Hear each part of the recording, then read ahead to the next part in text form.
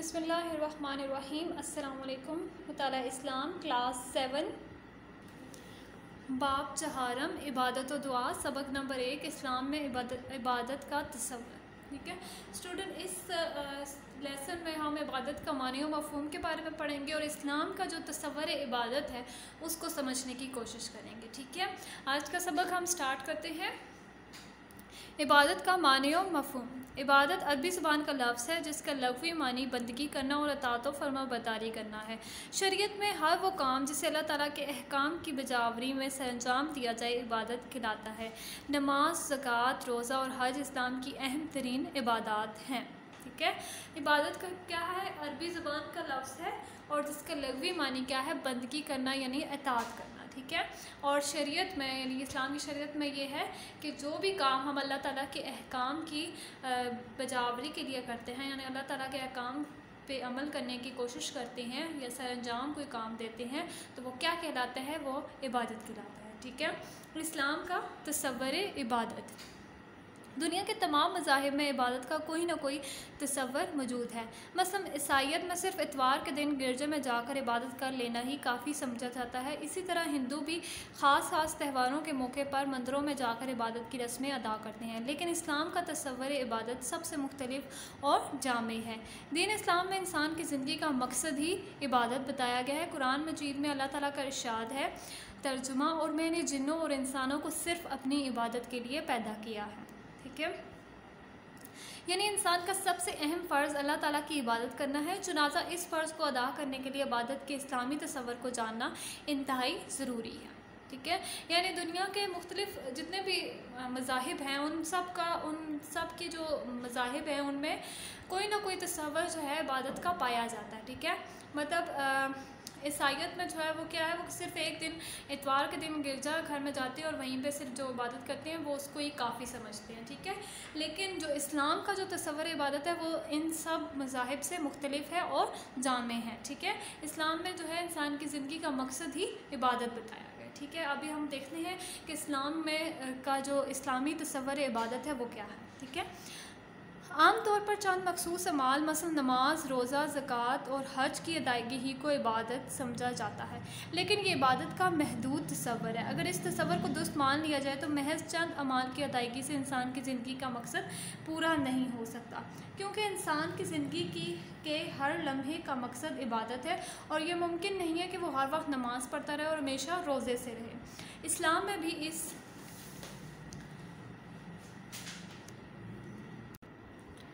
तर्ज़ अमल से मना किया गया और इसका सबूत हज़रत उस्मान बिन मौज़ून रज़ी अल्लाह ताला अन्हु के एक वाक़े से मिलता है। उनके बारे में नबी अकरम सल्लल्लाहु अलैहि वसल्लम को मालूम हुआ कि वो शब व रोज़ इबादत में मसरूफ़ रहते हैं, दिन को रोज़ा रखते हैं और रात भर नमाज़ पढ़ते रहते हैं। इसके अलावा किसी चीज़ से उन्हें कोई वास्ता नहीं। आप सल्लल्लाहु अलैहि वसल्लम ने उन्हें बुलाकर पूछा, ए उस्मान, क्या तुम मेरे तरीके से हट गए हो? तो उन्होंने अर्ज़ की, नहीं है अल्लाह के रसूल सल्लल्लाहु अलैहि वसल्लम, अल्लाह की कसम मैं तो आप ही के तरीके का तलबगार हूँ। आप सल्लल्लाहु अलैहि वसल्लम ने फरमाया, मेरा तरीका ये है कि मैं रात को सोता भी हूँ, नमाज भी पढ़ता हूँ, कभी रोज़ा नफली रखता हूँ और कभी छोड़ देता हूँ। मैंने कहा भी करता हूँ, ए उस्मान, अल्लाह से डरो, तुम्हारे अहलो अयाल का भी तुम पर हक़ है, तुम्हारे मेहमान का भी तुम पर हक़ है, तुम्हारे जिस्म का भी तुम पर हक़ है। कभी रोज़ा रखो और कभी छोड़ दो, रात को नमाज भी पढ़ो और आराम भी करो। ठीक है, इस वाक़े से हमें पता चलता है कि नबी अकरम सल्लल्लाहु अलैहि वसल्लम का तर्ज़ अमल ये था कि आप सल्लल्लाहु अलैहि वसल्लम नमाज़ पढ़ते भी थे, रोज़ा भी रखते थे। ठीक है, लेकिन आप सल्लल्लाहु अलैहि वसल्लम ने हज़रत उस्मान को क्या कहा कि तुम्हारे अहल व अयाल का भी तुम पर हक़ है, तुम्हारे मेहमान का भी तुम पर हक़ है और तुम्हारे जिस्म का भी तुम पर हक़ है।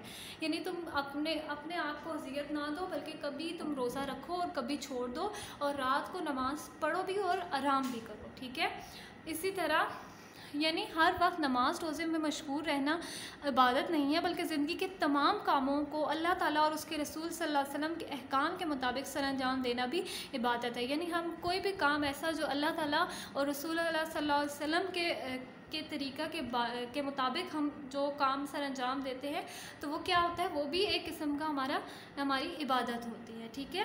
गोया इंसान का सोना, जागना, खाना पीना, पढ़ना लिखना, रोज़ी कमाना, लोगों के हुकूक पूरे करना और दूसरों के काम आना वगैरह सब कुछ इबादत में शामिल है। शर्त ये है कि ये सब काम अल्लाह ताला की रज़ा के लिए और उसके अहकाम की बजावरी करते हुए सरअंजाम दिए जाएँ।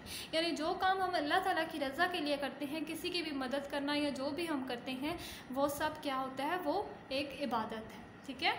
इंसान को चाहिए कि वो अपनी ज़िंदगी का हर लम्हा अल्लाह ताला की इबादत में गुजारे, ताकि उसके नतीजे में वो अल्लाह ताला के हाँ कामयाब करार पाए और जन्नत का हकदार बन जाए।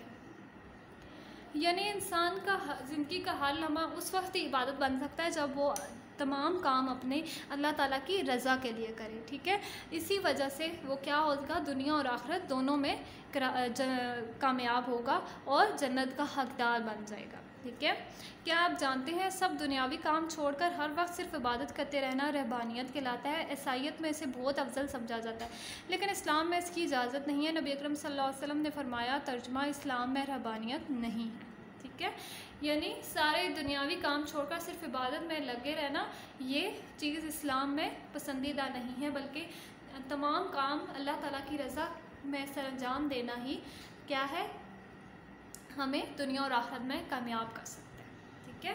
स्टूडेंट, यहाँ पे हमारा जो इस्लाम में इबादत का तस्वर है वो का लेसन जो है वो एंड हुआ है। अभी हम इसकी एक्सरसाइज सॉल्व करते हैं, ठीक है। फर्स्ट है हमारे पास सरगर्मी तफहीम। दुरुस्त बयान पर टिक का निशान लगाएं। इबादत का लफ्ज़ी मानी नमाज़ पढ़ना, रोज़ा रखना, सदका खैरात करना, बंदगी करना। तो इसका सही ऑप्शन है बंदगी करना, ठीक है। इबादत का सबसे जामे तस्वर पेश किया गया दीन इस्लाम में, यहूदियत में, ईसाईयत में, हिंदू मत में। तो सही ऑप्शन इसका क्या है, दीन इस्लाम में, ठीक है।